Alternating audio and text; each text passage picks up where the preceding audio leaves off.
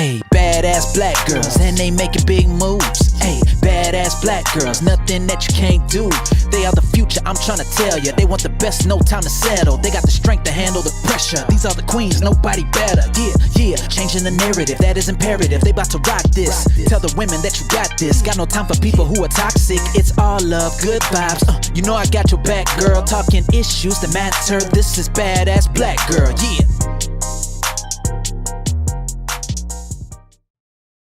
Hello everyone, welcome to a new episode of Badass Black Girl. Today we have another special guest. Michelle Duster is with us. Hi Michelle. Hi MJ. It's so good to have you. Michelle, for those who don't have the privilege to know you yet, would you go ahead and introduce yourself? Right, my name is Michelle Duster. I am an author, a speaker, professor, public historian, and I also happen to be a great-granddaughter of Ida B. Wells, and we're talking about my book, Ida B. the Queen, which is a very different type of biography about her. Michelle, the first question I have is the following. I can't help but wonder what it means to you to have to carry this legacy, right? To be the granddaughter of such an extraordinary woman. How is it like to be in this situation? Well, I'll just explain quickly how I'm related to Ida B. Wells. She is my great-grandmother. She was my grandmother's mother. And so I actually never met her because she died 32 years before I was born. So I learned about her through mostly oral history, as well as obviously doing research. And I'm related to her through my father. So she was my father's mother's mother. And what it means to be related to her is that I don't know anything else. I mean, that is my life. So it was just normal for me to grow up knowing that I had an ancestor who was very well known, very famous during her time. Unfortunately, there was a period in our country's history when I think her life and legacy was a little bit lost.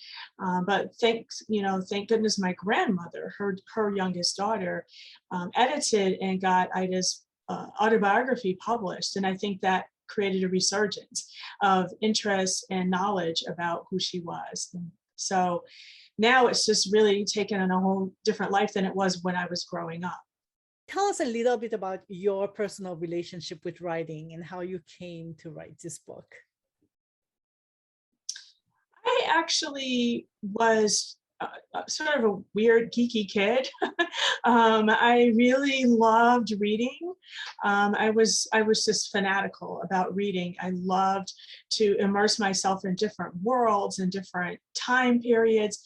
To me, reading was a form of travel, of time and space. And so, and for me, writing came naturally. I always enjoyed it, even when I was very young.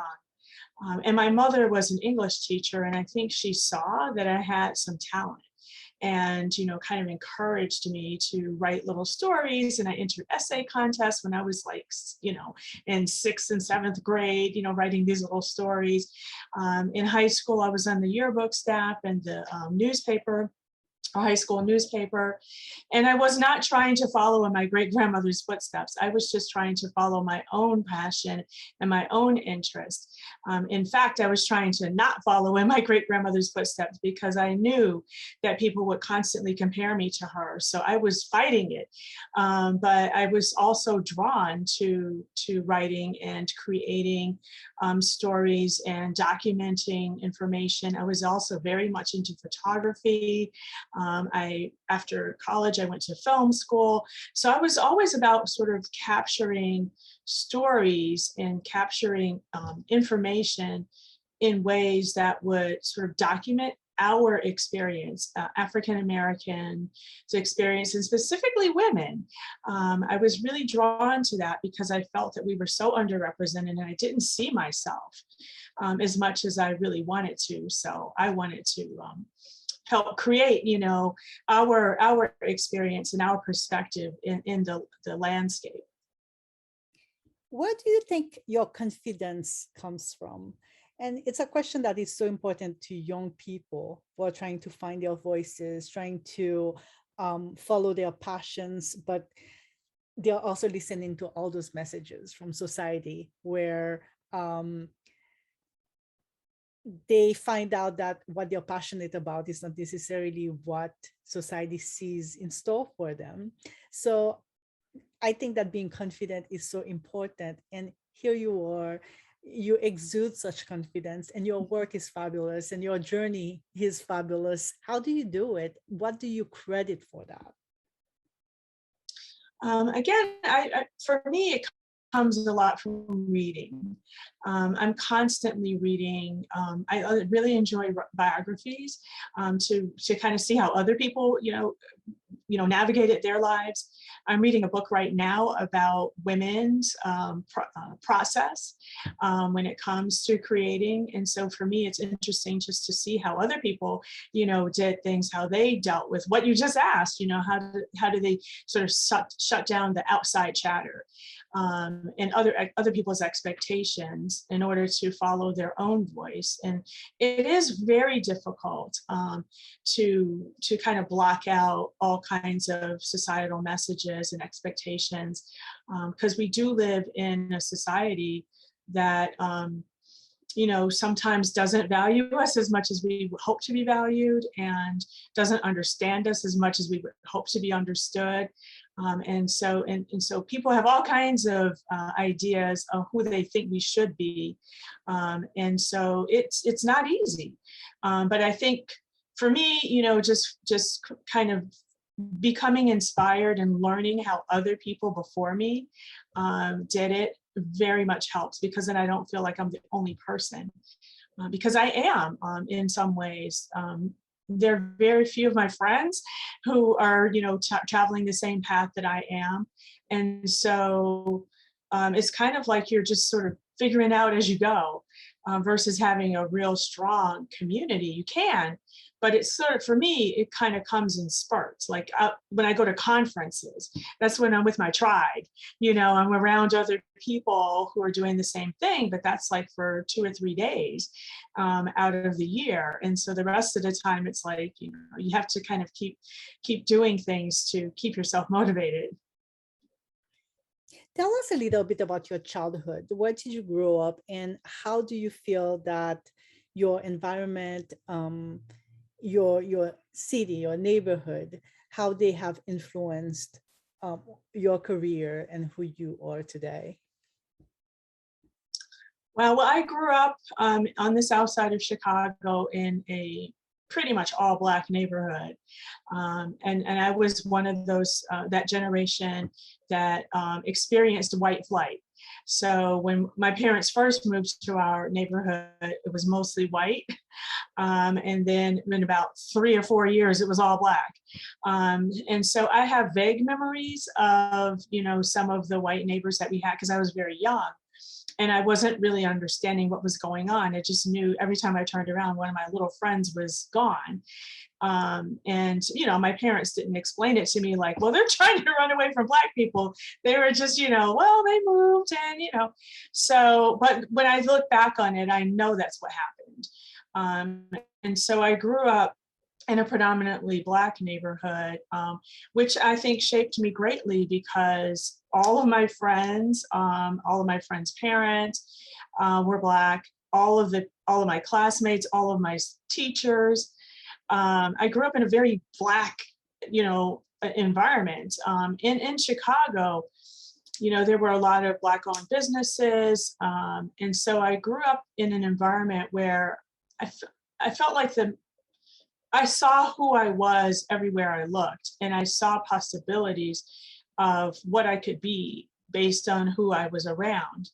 And so, I feel like I had a very rich childhood as far as sort of seeing examples, seeing myself in spaces. I do realize that a huge part of what influenced, I think, some of my interest when it comes to contributing to messaging and our perspectives and our stories to our society is I didn't see myself very much on television. The TV shows that I grew up watching, there was nobody who looked like me or lived like me. There were a few that sort of looked like me, but they definitely didn't live like I did, because I grew up middle class. And a lot of the images that I saw of our stories were not the same as how I grew up. So I was frustrated, and I felt like, why can't we have stories about a wide variety of Black experiences versus sort of always sort of tragedy and strife. I wanted to show the positive stories and just the wide variety of different experiences. What are some of the people that inspired you? Not just real life people, but maybe characters from books. What were those role models that you admired? I didn't really have like there was no particular author that I, sort of followed greatly, like that I was just addicted to one particular author. I really liked, a lot of the stories that I read when I was a kid were there were female protagonists. So I read like all of the Little Women, stories. There were a series of books about that. I remember some of the books that I read that I was engrossed by. One was Jubilee. I actually read Gone with the Wind. I was fascinated by the fact that Alexander Dumas was Black, and I didn't know when I first read Count of Monte Cristo when I was in high school. I loved that book, and I actually was a little mad that I didn't know he was Black until several, a period of time after I read the book. I think it would have made a difference to me, knowing that I was reading a piece of work by somebody from another country who was Black. So there were a lot of different influences that I had, and I just really, for some reason, I was really caught up in reading stories about Native American culture. And also, for some reason, I was fascinated by World War II stories. There were children's stories, but they were set during the war. I don't know why. I was just interested in what it was like living with blackout, curtains and rations, and because that was just so different than, anything I experienced. What is it like to publish a book during a pandemic? What has been your experience just talking about the book and meeting people in those circumstances?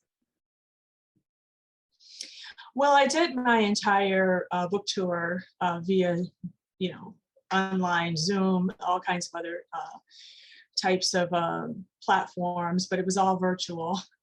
And I have done, plenty of other talks before the pandemic. I mean, it wasn't about the book, but I've done a lot of presentations, and I also teach. And so for me, it was very odd because it's kind of like you're just talking to yourself.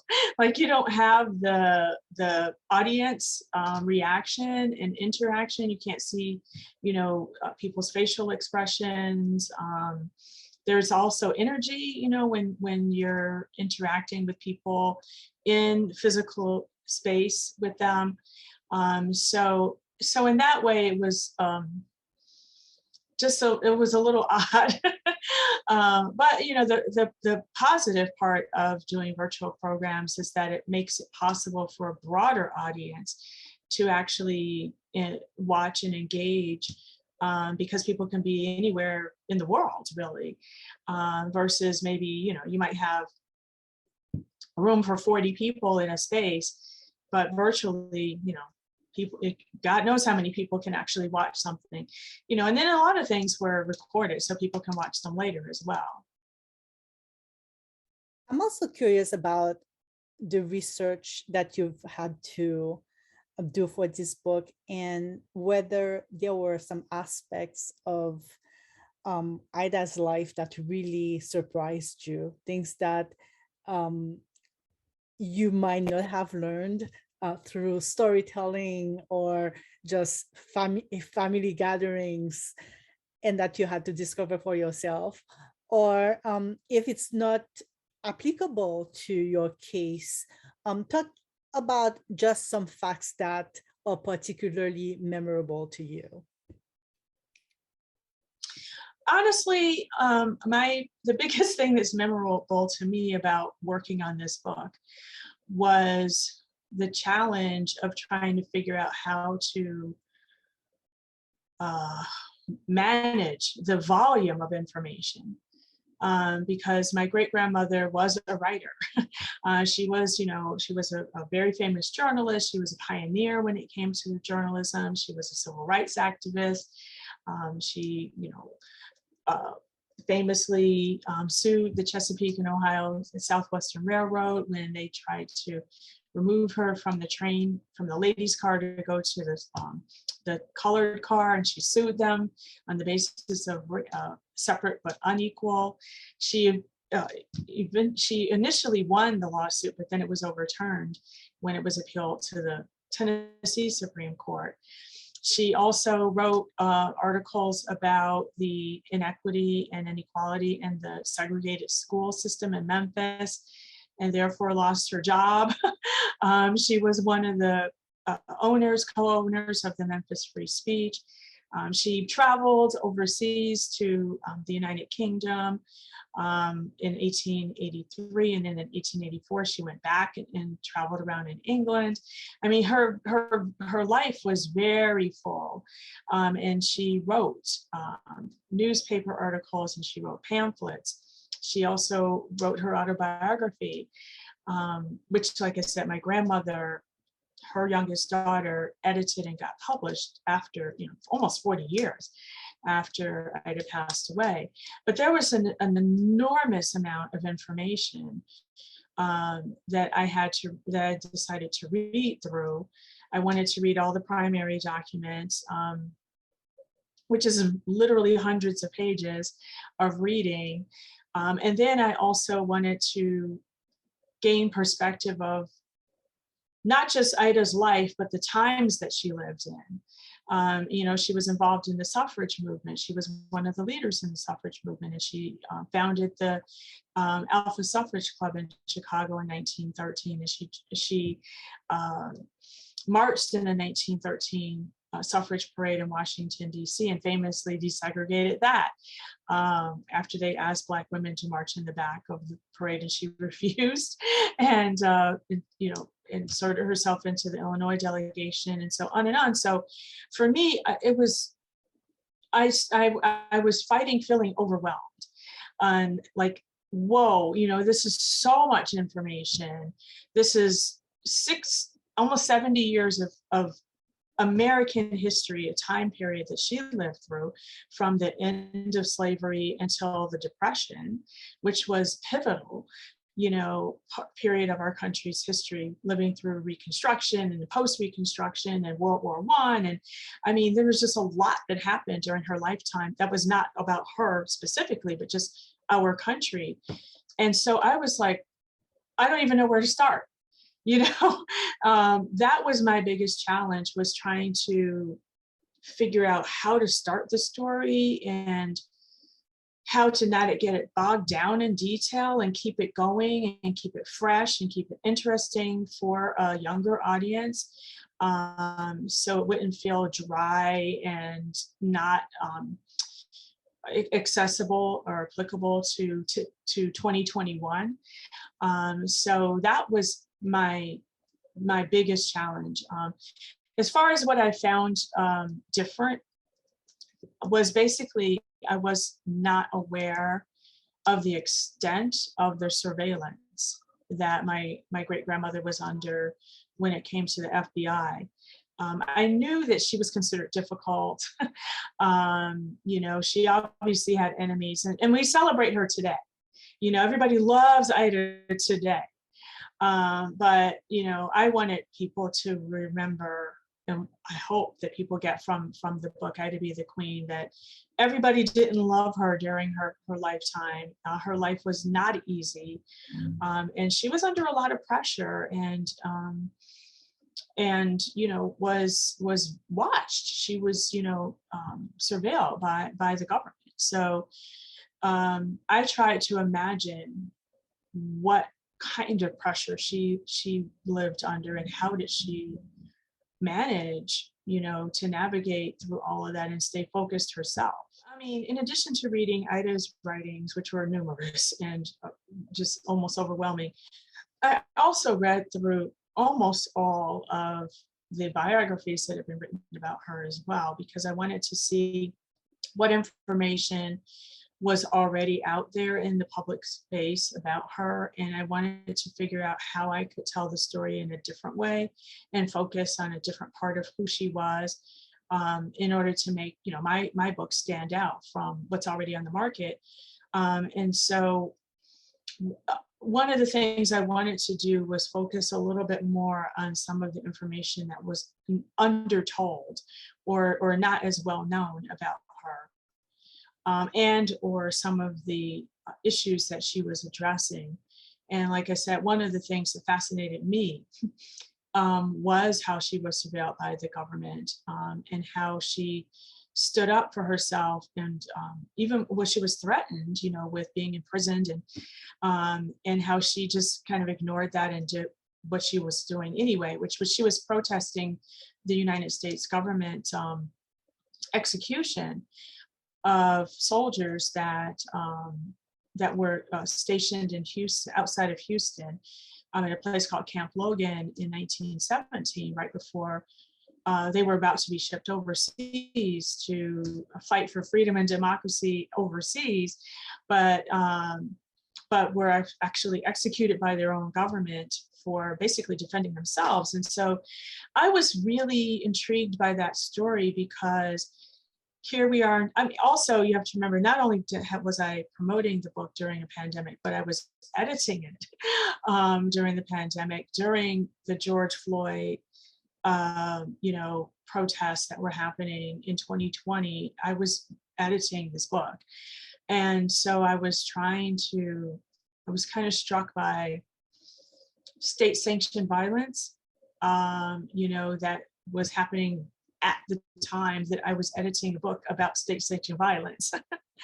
And so I wanted to connect what was happening in today's world to what my great grandmother was dealing with, in order to show there is a continuum, and what is happening today is connected to what she was dealing with. And here we are 90 years after she passed away, almost 130 years after she started her crusade, and we're still in this country dealing with some of the same issues. But I also wanted to celebrate some of the progress. You know, for instance, I mean, she didn't have the right to vote. The 19th Amendment was passed when my great grandmother was 58 years old. And so she spent pretty much her whole life without having the right to vote. But in our lifetime, you know, we have Kamala Harris as the vice president. So what I was trying to do was